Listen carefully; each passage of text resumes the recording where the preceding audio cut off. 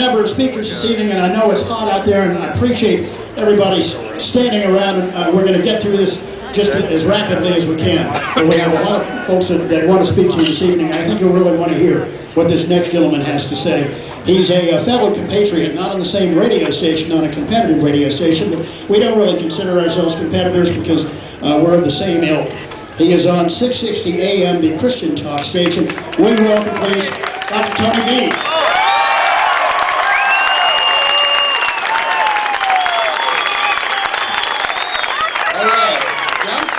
In there. If you listen to Russ and Lisa, they come on at 6, go off at 10. I'm on from 7 to 9. So you got a 2-hour window. I mean, what can I tell you?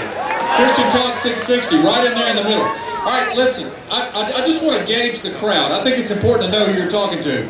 How many Second Amendment rights proponents have we got here today?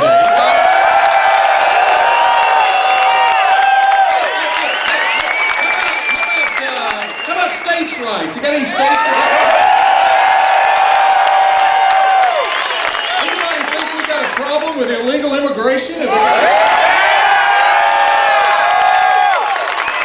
pro-life in the crowd? Welcome, fellow extremists, to my world.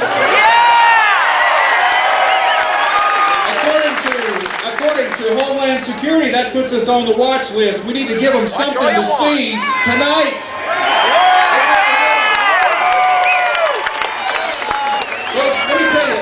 I'll give you a little illustration here about why we're here, because I think it's real important that we stay focused on the main thing. They used to have a little sign that said, it's good to keep the main thing the main thing. Listen, I don't like taxes. I'm sick of taxes. In fact, I agree with Will Rogers, who said the only difference between death and taxes is that death doesn't get worse every time the Congress meets. I see the problem with Will Rogers, he died before the inheritance tax. He didn't know that they were going to tax us after we were dead. But here's what I want you to think about. A few months ago, actually last month, the good people of Fargo, North Dakota had a problem, and there was no doubt what that problem was. It was the Red River, and it was rising. They came out of their homes. They came out of their schools. They came out of their businesses, and they stacked sandbags and saved their town. Ladies and gentlemen, listen. We've got a river running out of Washington. And it's not just taxes, and it's not just spending. The river coming out of Washington is tyranny, and we're stacking the sandbags of freedom.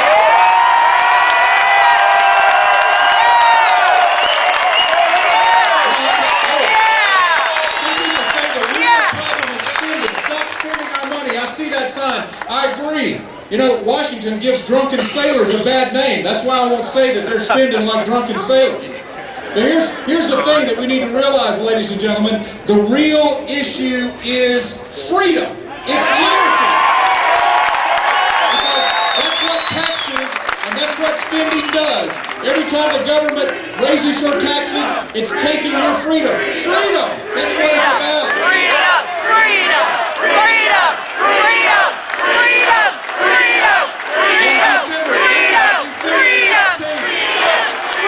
On December the 16th, 1773, the Boston Tea Party, what was it about? It was about liberty, and I'll tell you how I know that. The Townshend Acts had been passed, the colonists stood up against it, and the British Parliament decided to buckle and do away with the Townshend Acts except for the tea tax. Now let me tell you what the government did next. Parliament took over the East India Company, the only company that could provide tea. Imagine that, a government taking over a business. I mean, who ever heard of such a thing? See, they had the same problem that we got with President Obama and General Motors. They want to run the country. They want to run the companies. They want to take capitalism and free market and get rid of it and make it just simply fascism as well as socialism. I'm really afraid of that. But here's the thing. You know, when they put that tea into the harbor, they did so because even though the tea was less expensive, most people don't know this, the Parliament tried to hook them. They tried to say, hey, you know, we're going to lower the price of tea. The colonists said, no way. If we go with the tea tax, it means you're taking away our freedom. And that's what we're here to take back tonight.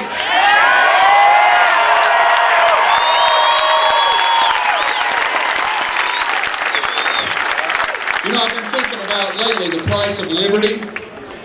Let me ask you something. And if I get emotional over this, I apologize. But I've always wanted to go to Point du Hoc.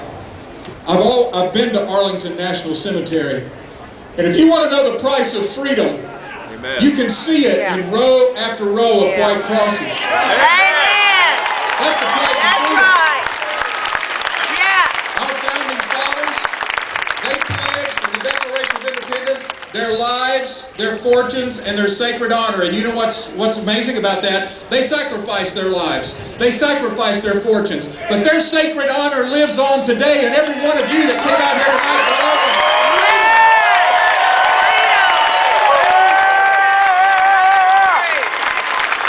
all we need to do is send a message to the New York Port Authority.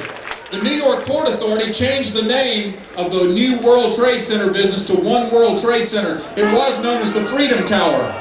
You know why they changed the name? Because the Bantone Company, a Chinese-owned business, they wanted to put the China Center in the new World Trade Center building, and the Chinese absolutely couldn't stand the idea of freedom. 1989, Tiananmen Square told us where they're coming from.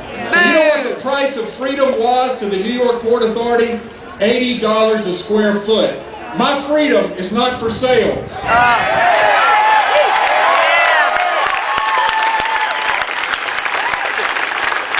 You know, one of my favorite movies is Braveheart. I love Braveheart, okay? Yeah.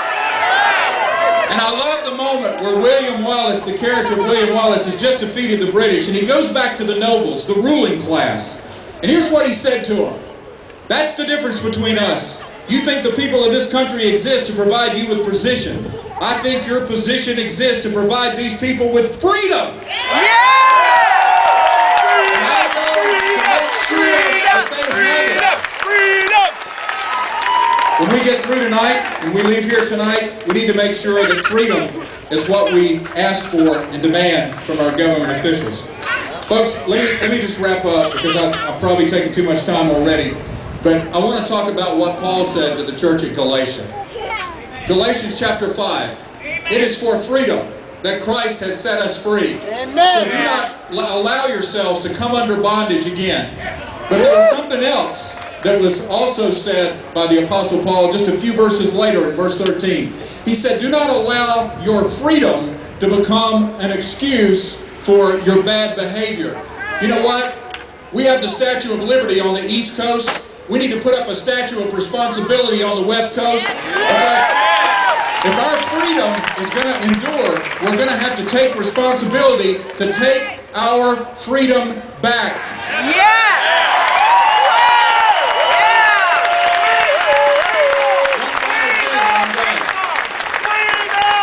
Away. You know, we've been having a little problem with pirates lately. Have you noticed something about the pirates? When they take over a ship that flies under some other flag, they pretty much just give up and let the ship go. You know what happens when they attack an American ship? The crew revolts. The crew refuses to yield. You know why?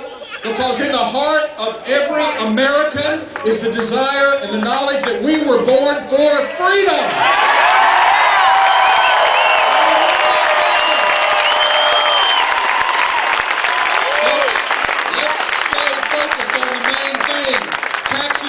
In fact, I got a new application for my iPhone. It's pretty cool. I just looked at it. It's called the Debt Clock.